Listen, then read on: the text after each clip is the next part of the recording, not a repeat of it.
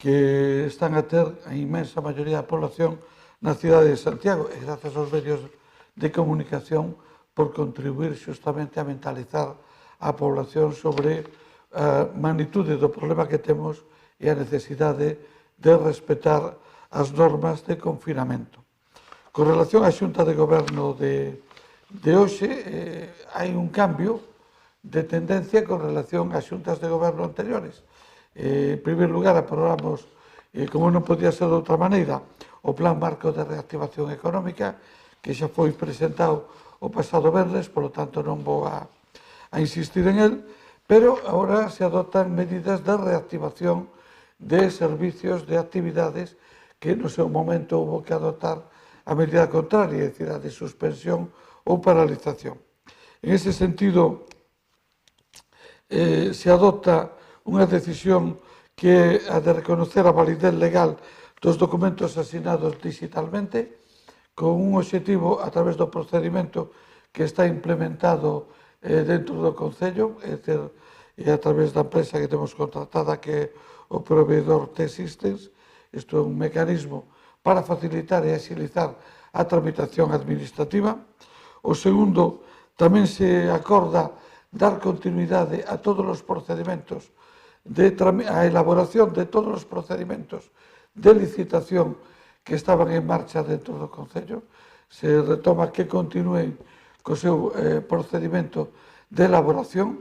Haberá un segundo acordo posterior que será habilitar a convocatoria destes procedimentos a través das oportunas licitacións, que eso terá que ser feito con carácter individual. É dicir, con carácter xeral se establecen as medidas para que continúe a redacción e tramitación interna dentro do Concello e, a partir do luns que ven, ou dunha xunta de goberno extraordinaria que celebraremos antes, iremos aprobando un a un para que poidan iniciar o seu procedimento de tramitación pública. En este segundo aspecto, teremos que suxetarnos ás determinacións legales existentes, polo tanto, solamente se poderán aprobar en aqueles casos que a normativa da propio estado de alarma autorice, a través da súa declaración de urxencia ou de emerxencia ou de necesidade, para que poidan continuar a súa tramitación, é dicir, salir a convocatoria pública. É sabido que a normativa autoriza a que salga a convocatoria pública nos casos de urxencia, nos casos de emerxencia e nos casos en que afecten a servicios esenciales. Outras, se entende que a convocatoria pública ten que quedar parada. Bueno, en todos os casos continúa a tramitación administrativa dentro do Concello e en aqueles que legalmente sexa posible sacaremos xa a convocatoria pública a través dos concursos correspondentes. Como sucederá, pois poño un exemplo con determinados muros que foron declarados obras de emerxencia. Tamén se levanta a suspensión de termos e plazos en todo o que afecta á tramitación de licencias de obras e procedimentos urbanísticos. Tamén se habilita un sistema especial máis áxil para poder resolver en esta situación as solicitudes e demandas que teñamos con relación á ocupación de espacio público. Tamén se validan os contratos asignados pola alcaldía por razón de emerxencia, entre eles a adquisición de mascarillas e de material de autoprotección. Se dá unha licencia de obra para unha vivenda unifamiliar e tamén se fan determinados reconocimientos extrajudiciales de crédito. Basicamente, o máis importante é o que fai referencia aos servicios de conserxería dos centros educativos vinculados ao Concello, é dicir, os CEIPs, as escolas de educación infantil e primaria.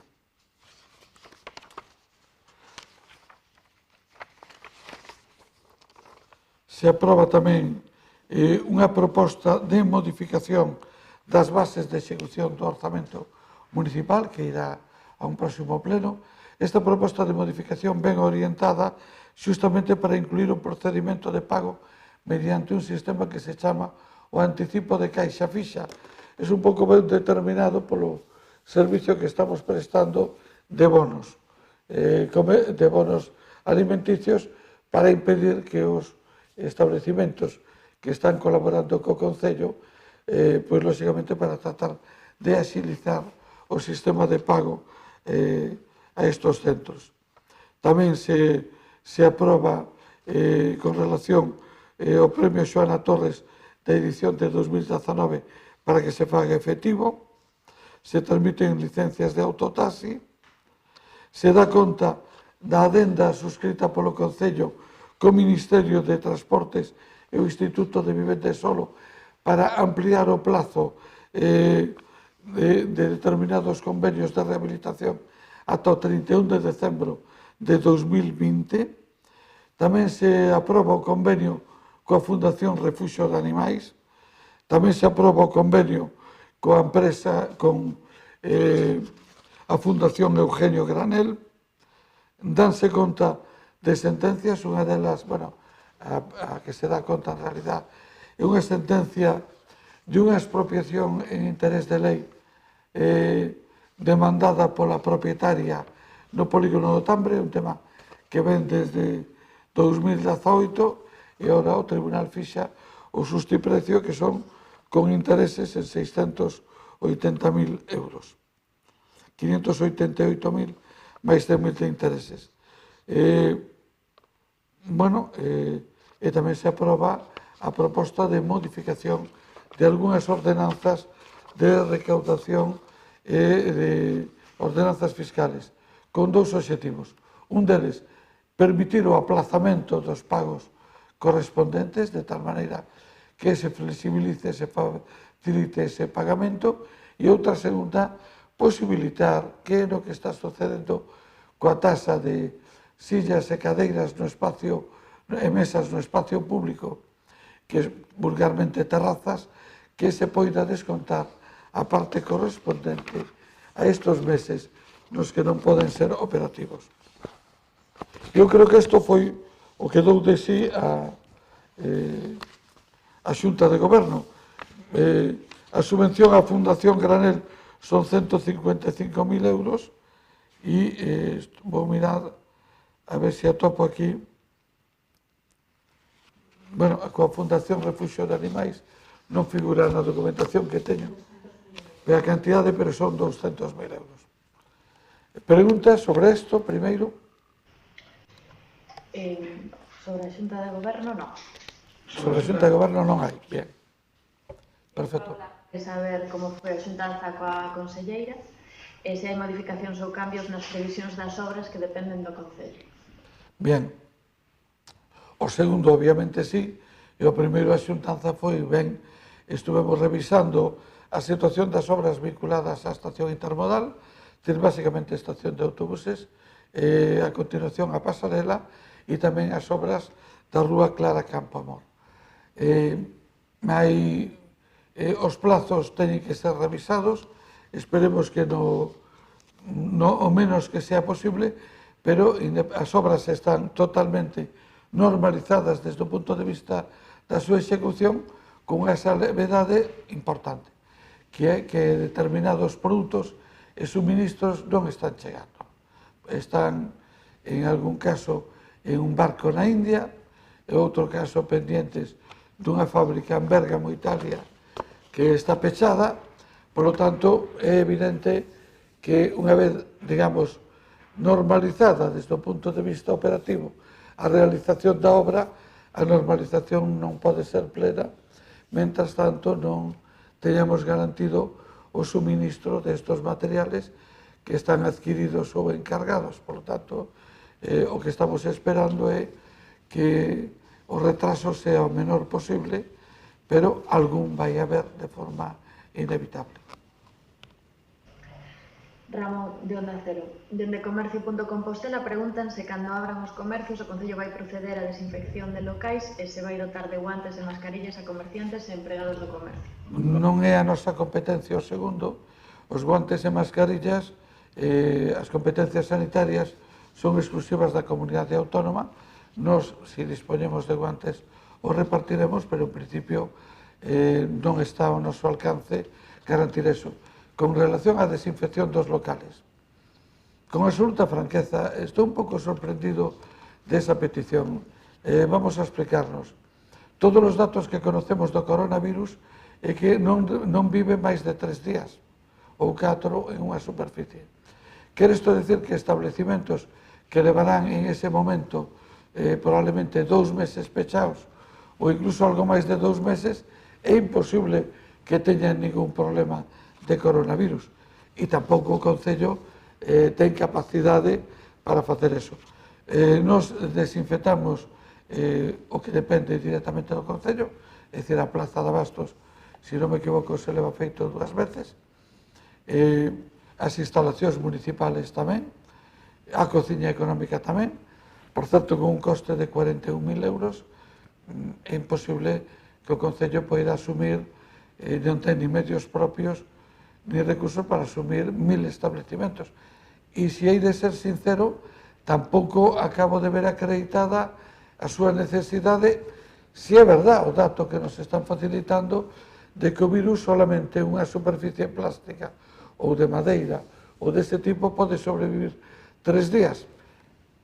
Ainda no caso de que estuvera infectado con anterioridade, terán transcurridos varios meses, polo tanto é imposible que sobreviva. Rosa, da Voz, aparte dos muros, que outras cuestións se desbloquean? De momento, a que vemos clara é a dos muros. Hai outra que para nós é moi importante, que é a de Concheiros. Eu espero que os informes técnicos e xurídicos permitan avaliar o levantamento da paralización de Concheiros, porque ademais estaría en condicións de salir a licitación con carácter inmediato, porque o expediente xa está completado. Ora ben, da mesma maneira con que os muros hai unhas razóns de risco, de urxencia e de emerxencia que motivan perfectamente esta suspensión, no caso de Concheiros é necesario que os servicios técnicos o motiven suficientemente ben para que poidamos facer isto. Con isto temos falado coa Federación Galega de Construcción por unha razón moi sinxela, porque por un lado é a que nos pide que activemos todo isto e que se levanten estas suspensións, pero por outro lado espero que logo non nos presenten ningún recurso se o levantamos a suspensión. Por lo tanto, estamos falando con eles para garantir que todos estemos no mismo barco. Amanda Rosa, en canto estiman inicialmente o retraso das obras da estación de autobuses e pasarela, e ten tamén este tipo de afectación o programa de Clara Campoamor? O programa de Clara Campoamor é o menos afectado sorprendentemente. Vai sufrir un retraso de 3 semanas correspondentes a esas 3 semanas que as obras estuveron paralizadas, pero en principio non ten un problema de suministros importante, porque todos os suministradores das obras de Clara Campoamor son suministradores locales ou como mínimo nacionales. Hai temas máis complicados con relación á pasarela e con relación á estación de autobuses, porque parte dos seus suministros, ou a parte importante, veñen de fora de España e algúns deles moi lonxano. De feito, o que comentábamos do barco que está paralizado nun porto da India con parte dese material, pois está en un porto da India, polo tanto, bastante lonxe, e non é doado prever en que plazo podrá estar aquí. En calquer caso, se isto se prolongara moito, pois, lóxicamente, habría que tomar algún outro tipo de medidas e buscar algún outro tipo de suministradores máis cercanos de nós. Pero aí é máis imprevisible. Neste momento non estamos en condicións de dar plazos, que en calquer caso, desde logo, contamos con que moito antes de que finalice o ano estén todas as obras rematadas. No caso da estación de autobuses está en un grado de execución moi avanzado xa, por lo tanto, eu espero que ao mesmo tempo que Clara Campoamor, é dicir, finales de agosto, principios de setembro, poida estar listo, o da pasarela é un pouco máis complicado neste momento. Ramón, de Onda Cero, ve factible que se estenda o Ano Santo a 2022? De min non depende, só depende do Papa e de Roma. Eu non son quen de dicirlo. A min, desde logo, me gustaría e me parecería moi positivo que eso sucedera. Ahora, dependerá do Vaticano esa decisión, ni siquiera unha decisión que corresponda á Iglesia compostelana ou á Iglesia española, sino que ten unha decisión específica que ten que adoptar o Papa. Pero, bueno, tamén me parecería moi oportuno e sería moi feliz de que o Papa nos poidera visitar no 2021. Manuel Pardo pregunta polas festas da Ascensión, tendo en conta que o estado de alarma remata o día 9. Xa veremos. Eu estou convencido que o estado de alarma pode rematar o día 9, pero a emerxencia sanitaria non creo, particularmente estou moi convencido de que non vai rematar o día 9. Eu estou convencido de que a emerxencia sanitaria vai a prever un levantamento escalonado das restriccións. Por lo tanto, será un proceso paulatino. En este momento eu me conformo con que poidamos celebrar a festa da primavera da que estábamos a falar. E iso quere dicir con que poida ser antes do 21 de xunio. Me parece imposible que estén levantadas as restriccións para o mes de maio. Nada máis. Pois moitísimas gracias e máis nada. Isto deixo se o necesitabas para algo.